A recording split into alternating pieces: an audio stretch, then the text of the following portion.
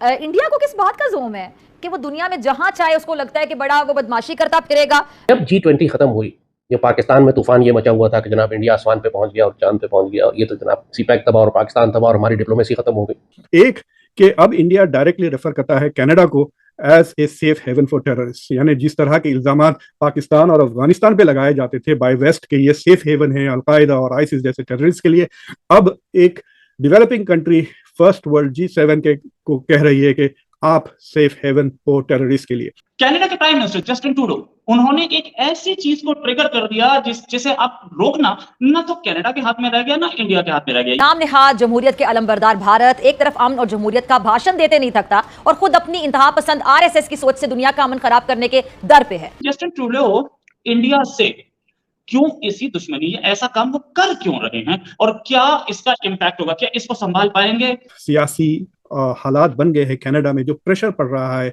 Indian embassy पर, security का डर, जो धमकियां आ रहे हैं। एक कोई खालिस्तानी एक्टिविस्ट ने कनाडा में बड़े बड़े धमकियां दे दी अबाउट, वो हिंदुओं को कह रहा है कि वापस चले जाएं और इंडियन एम्बेसी वगैरह को वो अनसेफ फील करवा रहा है। कनाडा जैसे पुरअमन मुल्क में भी भारत ने अपनी इंतहापसंदी से उनका अमन तबाह कर दिया है। गुज़िश्ता दिनों खालिस्तान तहरीक के सिख रहनुमा हरदीप सिंह के कत्ल के बाद कनाडा में भारत से अलहदगी की हामी खालिस्तान तहरीक के एक और रहनुमा को आज कत्ल कर दिया गया है। वो जो कर रहा है करने दीजिए, लेकिन क्या वो सस्टेन कर पाएगा? वो हमने एक दिन में ही देख लिया।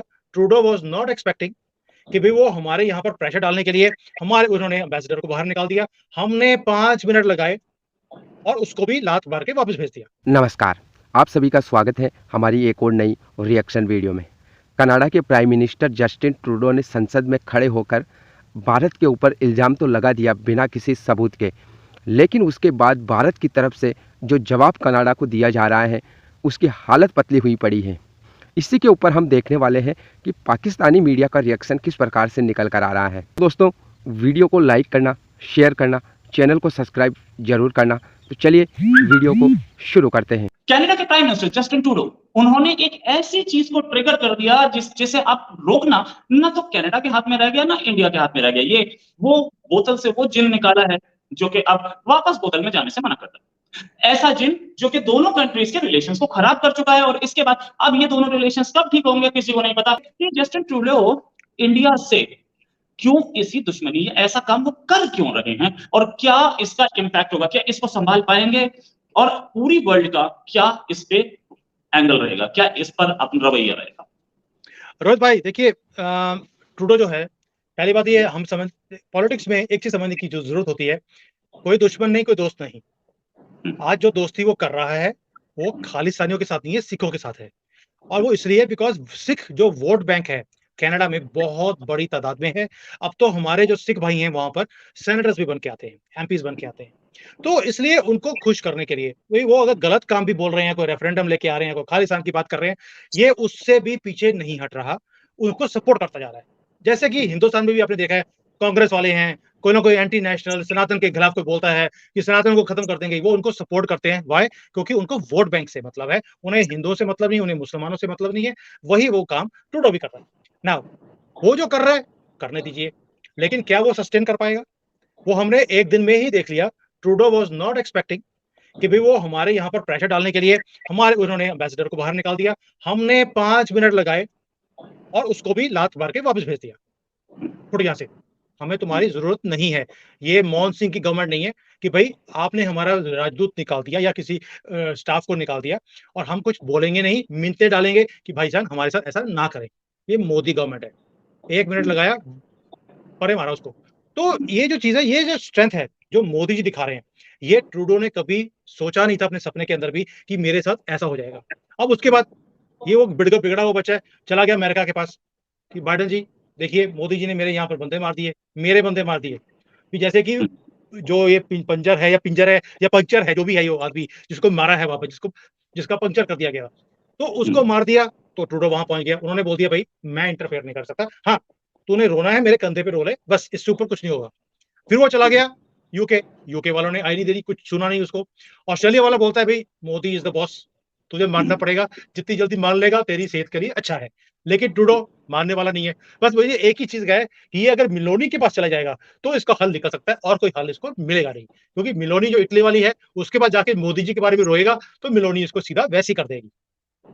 राइट। अच्छा, क्या ये जो इंटरनेशनल कम्युनिटी में इसको उम्मीद थी कि मैं G7 का मेंबर हूँ, मैं नेटो का मेंबर हूँ, तो मेरे को बहुत सारी सपोर्ट मिल सकती है। ना अमेरिका ने सपोर्ट किया, ना कनाडा ने किया, नहीं सॉरी, कनाडा तो खुद ही है, और ना ऑस्ट्रेलिया ने किया, ना यूके ने किया, ना नेटो ने किया। अलग थलग पड़ गया कनाडा। देखिए, अलग-थलग के चक्कर क्या होता है, जब आपके पास कोई प्रूफ नहीं कि हिंदुस्तान ने किया है, सबने बोला कि भैया ट्रूडो, तुझे अगर लगता है कि भी हिंदुस्तान ने किया, प्रूफ दे दे।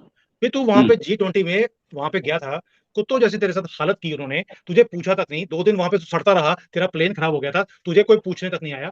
तो तब इतने दिन तू वहाँ बैठा रहा, प्रूफ दे देता भाई। तुम बोल रहे हो कि मेरे पास प्रूफ है, तो दिखाओ कहाँ है प्रूफ। वॉशिंगटन पोस्ट के अंदर भी न्यूज़ आ गया कि Trudeau could not give a proof कि भी हिंदुस्तान का हाथ है। पहली चीज ये है कि इंडिया ने एक कनाडा की इमेज को बहुत ही बड़ा ब्लो दिया है कि नाउ देयर आर पीपल, मुझे लगता है कि जो इंडिया के दोस्त हैं खासतौर से ग्लोबल साउथ में, वो उन्हें भी चाहिए कि ये मुद्दा रेस करें कि आप हमसे हमेशा कहते हैं कि वी आर सपोर्टिंग ग्रुप जो एंटी वेस्ट है, अब आप हमको बताएं कि आप क्यों हमारे खिलाफ ग्रुप्स को सपोर्ट कर रहे हैं। दूसरी चीज ये है कि इंडिया ने कनाडा को कहा कि जो उनकी जो एम्बेसी की जो स्ट्रेंथ है, यानी जितने बंदे हैं उनके एम्बेसी में, उसे कम करें। अपेरेंटली कनाडा की जो एम्बेसी है इंडिया में, उनमें जितने लोग काम करते हैं वो they are more in numbers than जो इंडियन एम्बेसी में है जो लोग काम करते हैं। तो इंडिया ने कहा कि भाई आप पैरिटी करें, यानी हमारे एम्बेसी में जितने लोग हैं आपके भी एम्बेसी में उतने ही लोग होने चाहिए और ऑन द सेम रैंक के लोग होने चाहिए। जो तीसरा बार इंडिया ने किया है कि उन्होंने वीजा इश्यूज करना बंद कर दिया है टेम्परेरीली कनाडा में। वो उसका एक्सप्लेनेशन तो ये दे रहे हैं कि क्योंकि जो सियासी हालात बन गए हैं कनाडा में, जो प्रेशर पड़ रहा है इंडियन एम्बेसी पर, सिक्योरिटी का डर, जो धमकियां आ रहे हैं। एक कोई खालिस्तानी एक्टिविस्ट ने कनाडा में बड़े बड़े धमकियां दे दी अबाउट, वो हिंदुओं को कह रहा है कि वापस चले जाएं और इंडियन एम्बेसी वगैरह को वो अनसेफ फील करवा रहा है। एनीवे, तो ये जो प्रेशर पड़ रहा है एनवायरनमेंट, उससे इतना बिजी हो गई है इंडियन एम्बेसी के अभी वो वीजा इशू नहीं कर रही है, विच इज़ वेरी इंटरेस्टिंग।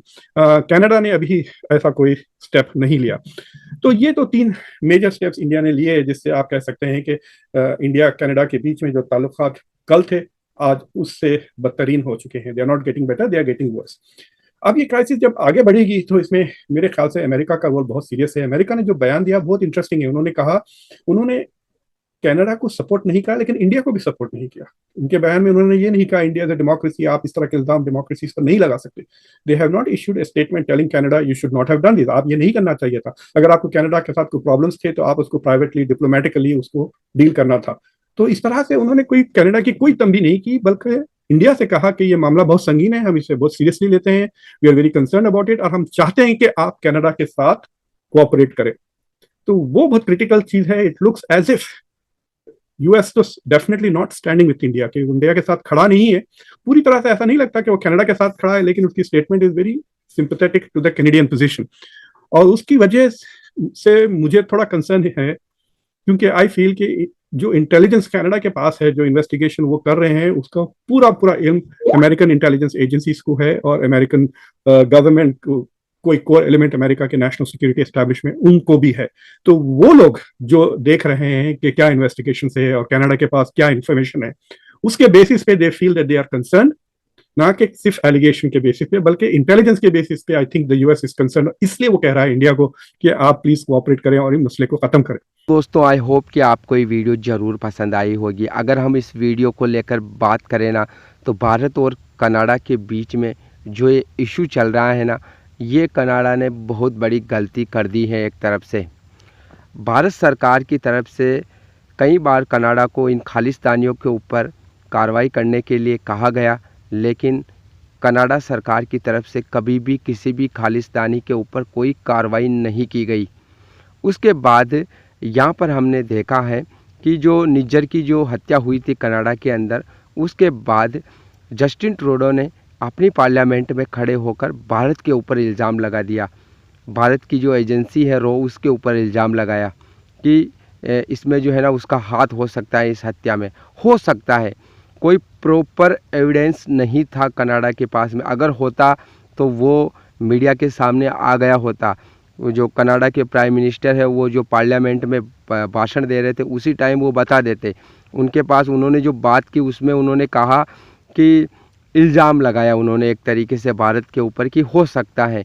उनके ऊपर कोई भी प्रॉपर एविडेंस के बगैर सिर्फ और सिर्फ अपनी वोट बैंक की राजनीति को चमकाने के लिए जस्टिन ट्रूडो ने भारत के ऊपर इल्ज़ाम लगाया। उसके बाद हमने देखा है कि किस प्रकार से जो है ना भारत की तरफ से भी अब कनाडा को पूरा जवाब दिया जा रहा है। और इस समय हम देख रहे हैं दुनिया भर के बड़े बड़े देश, चाहे अमेरिका लीजिए, ब्रिटेन लीजिए, और आप जो है ना न्यूजीलैंड लीजिए, ऑस्ट्रेलिया लीजिए, ये 5 आइस कंट्रीज़ हैं जिससे उम्मीद थी कनाडा को कि ये मेरे साथ खड़े होंगे, लेकिन उन्होंने भी जो है ना आज अभी आपने कुछ समय पहले देखा होगा कि ऑस्ट्रेलिया के प्राइम मिनिस्टर ने जब पत्रकार ने सवाल किया तो उन्होंने जस्ट चिल का जवाब दे दिया कि भैया मतलब कोई ऐसा सीरियस मैटर नहीं है, और कोई भी देश जो है ना वो कनाडा के साथ यहाँ पर कोई भी प्रॉपर तरीके से खड़ा नहीं है। अमेरिका ने और इन्होंने बयान दिया, उन्होंने कहा कि हमको कंसर्न है, कोई उन्होंने भारत को लेकर कोई बड़ी बात यहाँ पर नहीं की है। तो अब कनाडा जो है ना लगातार यहाँ पर अपने ही बिछाए जाल में जो जस्टिन ट्रूडो जो वोट बैंक की राजनीति कर रहे थे ना उसमें फंस चुके हैं। कनाडा ने जो है ना यहाँ पर भारत को लेकर एक ट्रैवल एडवाइजरी जारी की थी कि अगर आप जो है ना कनाडा के जो सिटीजन हैं वो अगर इंडिया में घूमने के लिए जा रहे हैं या किसी वजह से जा रहे हैं तो ध्यान रखें। उसके बाद भारत सरकार ने एक और मूव चला और कनाडा के जो सिटीजन हैं उनको वीज़ा देना ही बंद कर दिया। तो जो वो ट्रैवल एडवाइजरी उन्होंने जारी की थी उसका तो कोई मतलब ही नहीं निकला। खुद भारत सरकार ने आगे से वीज़ा देना बंद कर दिया कि तुम भैया तुम उधर ही रहो, इधर आने की आपको कोई ज़रूरत नहीं है, इंडिया में आने की, और ये ट्रैवल एडवाइजरी वगैरह जारी करने भी कोई ज़रूरत नहीं है। इसके अलावा एक और ख़बर आई है कि भारतीय जो कंपनी है महिंद्रा कंपनी, वो वहाँ पर कनाडा की एक कंपनी के साथ काम कर रही थी, उसने भी जो बिज़नेस है उससे पुल आउट कर लिया है। इसके अलावा हमने देखा है कि भारत सरकार की तरफ से जो कनाडा का जो एम्बेसी है वहाँ पर स्टाफ बहुत ज़्यादा रखा हुआ है इन लोगों ने। तो भारत सरकार की तरफ से कहा गया है कि भैया इसमें से आप छटनी कर दो, और जो फालतू के लोग यहाँ पर आपने बिठा के रखे हैं बहुत सारे, इतनों की यहाँ पर कोई ज़रूरत नहीं है, तो इन बाकी जो फालतू के लोग हैं इनको यहाँ से वापस कनाडा भेज दो। तो कई सारे कदम उठाए जा रहे हैं भारत सरकार की तरफ से, और यहाँ पर अब जो है ना जो कनाडा को आप ये कह सकते हो कि ये मुद्दा जो है ना निगलते बन रहा है ना उगलते बन रहा है, और काफ़ी बुरा यहाँ पर फंस गया है कनाडा। बाकी आपने पूरी वीडियो देखी है, आपको कैसी लगी कमेंट करके ज़रूर बताना।